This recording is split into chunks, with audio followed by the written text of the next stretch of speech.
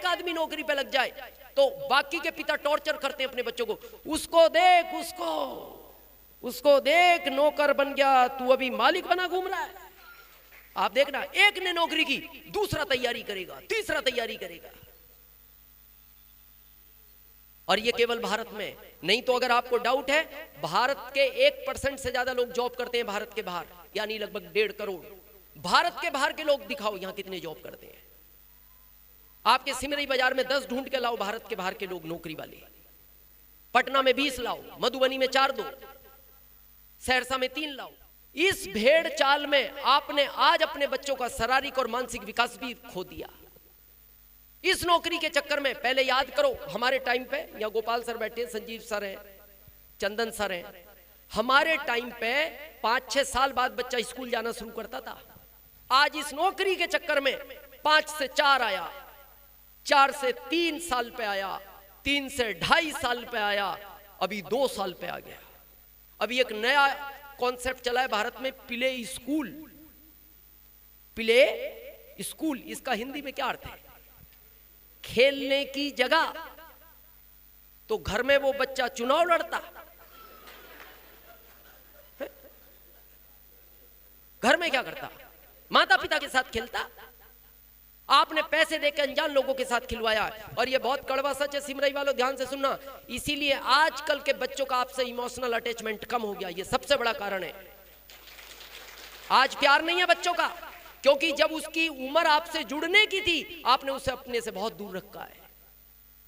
हमारी उम्र में अगर आप पटना में नौकरी है ना, और आपको खबर मिल जाए मां को बुखार आ गया, नौकरी छोड़ के भाग आता था वो मां के पास।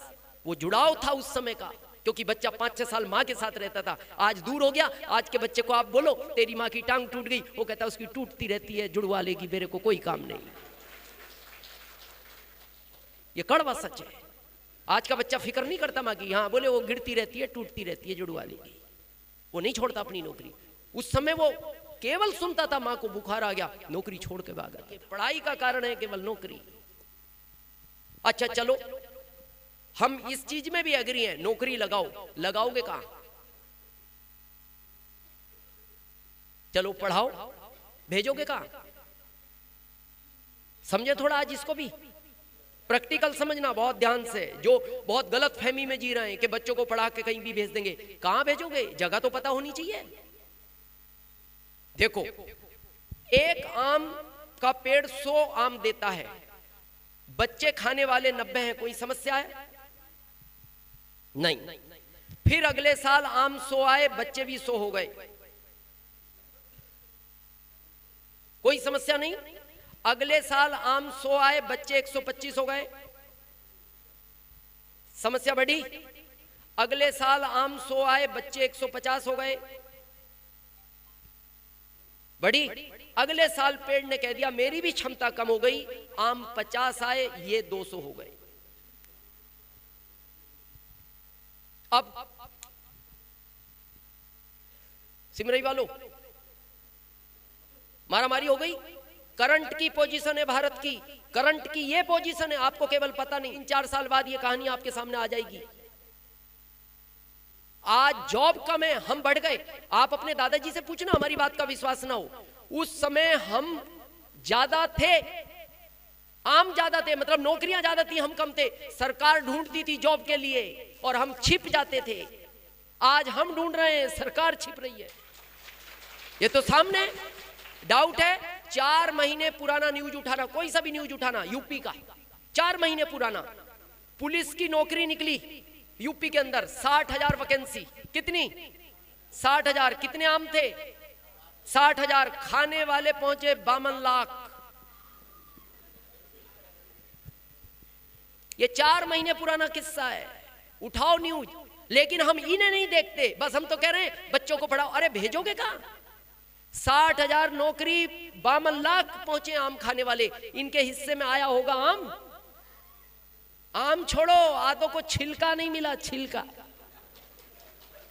और छिलका भी छोड़ो, बहुत तो बाद में रो पड़े। उन्होंने कहा देखो जी, आम दो या मत दो, पर एक बार दिखा तो दो ये आम होता कैसा है। क्योंकि हम 18 साल इस आम के चक्कर में ही पड़े हैं, हमारे 2 नंबर का चश्मा लग गया इस आम के चक्कर में, और आप कह रहे हो आम नहीं है।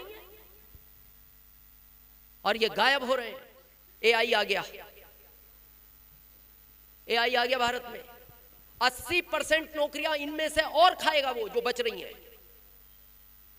अभी इंदौर में लगाया गया चौराहे पे ट्रैफिक पुलिस की जगह, ट्रायल बेस पे एक जगह खड़ा है। अब देखो 8 घंटे नौकरी करता है एक आदमी पुलिस में, अब वो 24 घंटे यानी 3 लोगों की अकेला नौकरी कर रहा है। 3 को सैलरी नहीं देनी भारत सरकार को, अकेला खड़ा है, धूप गर्मी सर्दी कोई लेना देना नहीं, और अलर्ट रहता है। पुलिस वाला तो और भी इधर देख रहा है तो आप स्कूटी लेके इधर से भाग जाते हो रेड सिग्नल में, उसके यहां नहीं जा सकते। चारों चौकन्ना रहता है, कैसे देखता रहता है, और वो इधर भी देख रहा, आपने सोचा ये भी इधर देख रहा मैं निकल जाऊं, उसके पीछे भी आंख है, हाँ पीछे भी कैमरा, इधर वाले से देख लेता है। अब आप जैसे ही निकले ना तो 2 मिनट बाद आपके मोबाइल पे मैसेज आता है, मेरे साथ चालाकी करने के लिए 1000 रुपए कोर्ट में भर दें, क्योंकि मेरे साथ चालाकी की, मैं इधर देख रहा तुम निकल गए। तो क्या भेजता है वो, मेरे साथ चालाकी करने के लिए 1000 रुपए कोर्ट में जमा कर दें। अच्छा, पुलिस वाले को तो और भी आप जाके प्रार्थना कर लो, भाई साहब वो गलती से रेड सिग्नल टूट गया, मेरे रिश्तेदार थोड़ा हॉस्पिटल में थे, बीमार ज्यादा थे, मैं समझ नहीं पाया, मैं माफी मांगता हूँ बाबूजी, आगे नहीं तोड़ूंगा, और ये 100-200 ले लो। अब उसके पास जाके आप कुछ भी कहो, वो कहता है मैं तेरे को जानता ही नहीं, मैं तेरे को जानता ही नहीं, तू कौन है। कोर्ट में जाना, ये पता है कैसे गायब हो रहे हैं जॉब, जैसे हमारी पूंछ गायब हुई है, ये जॉब वैसे ही लुप्त हो रहे हैं अब, जैसे हमारी बहुत लंबे अरसे में पूंछ लुप्त हुई है। आप अपने पूर्वजों से पूछो, दादाजी से, हमारे पूर्वजों के पूंछ हुआ करती थी गोपाल साहब, अभी हो गई गायब। जैसे आप किसी डॉक्टर के पास जाके पूछो, डॉक्टर साहब मेरी 30 साल उम्र है, मेरे को डायबिटीज कैसे हो गया, पता है डॉक्टर क्या कहता है, तुम्हें याद नहीं है, तुम्हारे वंशज में किसी को होगा। तो आपके वंशजों की पूंछ तो थी, पर एक लंबे अरसे में गायब हो गई। अच्छा, थोड़ा विजुलाइज तो कर ही सकते हो, मान लो थी तो हो भी सकती थी, आज होती कैसे लगते, हाँ विचार तो कर ही सकते हो। अच्छा, सब क्या होती तो सब अच्छे ही लगते है ना, सब एक जैसे थे अच्छी लगते। अच्छा, उसको अलग से कपड़ा सिलाना पड़ता, किसी की ज्यादा लंबी होती हो, पत्नी को प्रार्थना क्या करता, थोड़ा कपड़ा पहना दो ना, हाथ ही नहीं पहुंच रहा वहां तक, थोड़ा पहनाओ, बाजार जाना है मेरे को। अच्छा, होती तो अभी बैठते कैसे, हाँ विचार तो करो कैसे बैठते, यहां विजुलाइज तो कर ही सकते हो। अच्छा, होती तो अभी आपके बारे में लोग पता कैसी बातें करते, भाई साहब देख के बैठा करो यार, पूंछ पर ही बैठ गए। शायद पूंछ होती तो ऐसी बातें होती, और कैसी बात होती, भाई साहब बच्चे को समझाओ यार, बार बार पूंछ खींचकर भागता है। शायद होती तो ऐसी बात होती। अच्छा, यहां तो ऐसी होती, घर में कैसी होती, बेटा दिन भर मेरी पूंछ खींचता रहता है, कभी मम्मी की भी खींचा कर यार। धन्यवाद उस भगवान का, गायब हो गई। यही तैयारी है जॉब की। ये मामला भी 60 साल का है। यहां कुछ व्यापारी लोग होंगे, व्यापार में जो 40 साल पहले आनंद था अभी है, कितना कंपटीशन हो गया। पहले कैपिटल कम मार्जिन ज्यादा थे, अभी मार्जिन कम कैपिटल बढ़ता गया। पहले 20 गांवों के बीच में किराना की दुकान होती थी, पूछना अपने दादाजी को, कंपटीशन बढ़ा 4 गांवों के बीच में आई, और कंपटीशन बढ़ा हर गांव में आई, और कंपटीशन बढ़ा एक हर गली में आई। आज इतना कंपटीशन है, एक गली में 4 है, और आने वाले टाइम में हर घर में दुकान होगी। अपना खरीदो अपना खाओ, ये तो सामने है।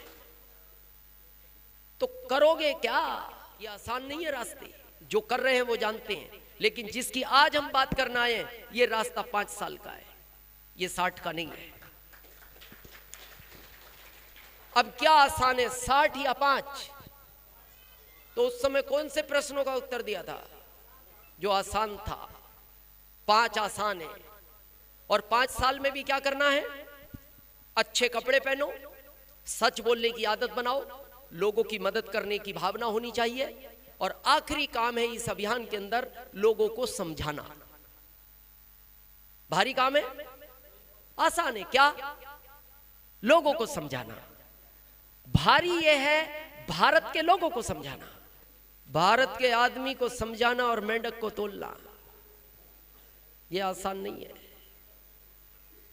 कई बार आप लोगों को भी विचार आता होगा, जितने ही हमारे रेस्पेक्टेड टेक्निकल और रॉयल्टी बैठे हैं, कई बार हम भी विचार करते हैं भारत के आदमी को इतना क्यों समझाना पड़ता है। जबकि आप देखना, भारत में पशु पक्षी जल्दी समझता है, और वो भी भारत का ही है।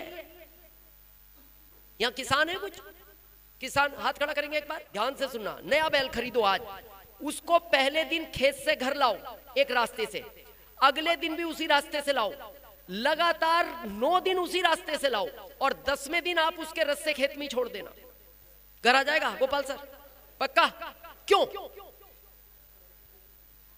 9 दिन आपने उसको समझाया है, बैल को कितने दिन? 9 दिन समझाया है, वो घर आ गया। हम 23 साल से समझा रहे हैं,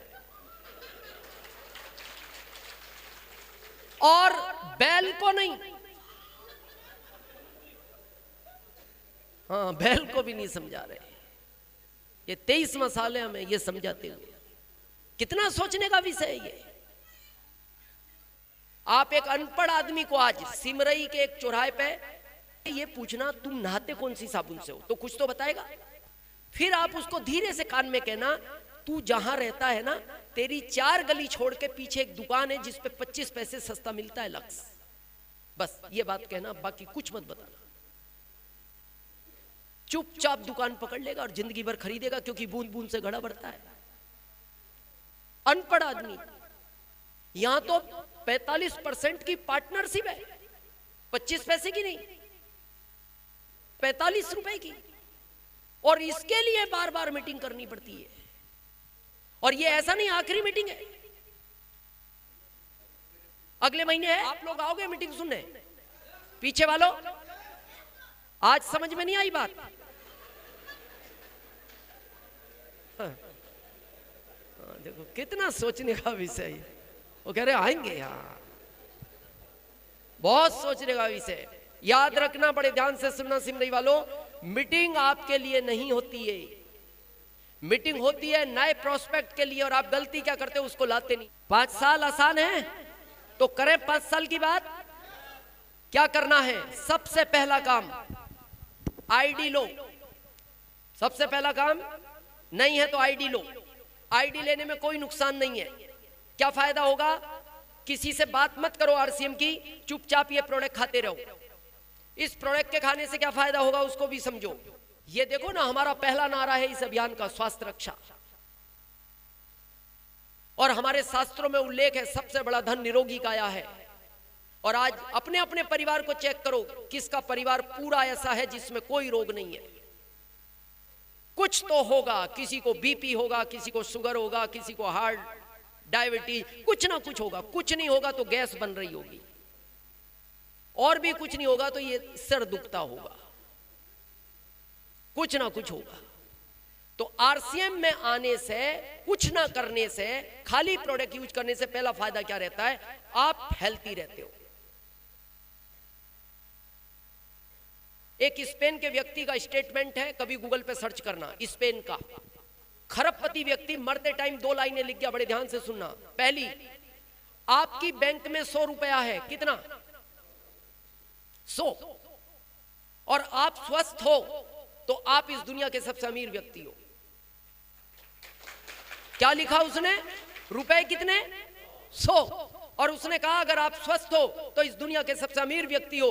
दूसरी लाइन लिखी, आपकी बैंक में 100 करोड़ रुपया जमा है और आपका स्वास्थ्य अच्छा नहीं है, आप इस दुनिया के सबसे गरीब व्यक्ति हो। हमारे शास्त्रों में उल्लेख है, चिता आदमी को एक बार जलाती है, चिंता ये डेली जलाती है, डेली। तो आरसीएम का पहला उद्देश्य है स्वास्थ्य। आप स्वास्थ्य अच्छा करो। 24 साल आरसीएम जो चला है और इस साल जो चलने वाला है उसको समझ लेना एक लाइन में। क्या चला है अभी तक?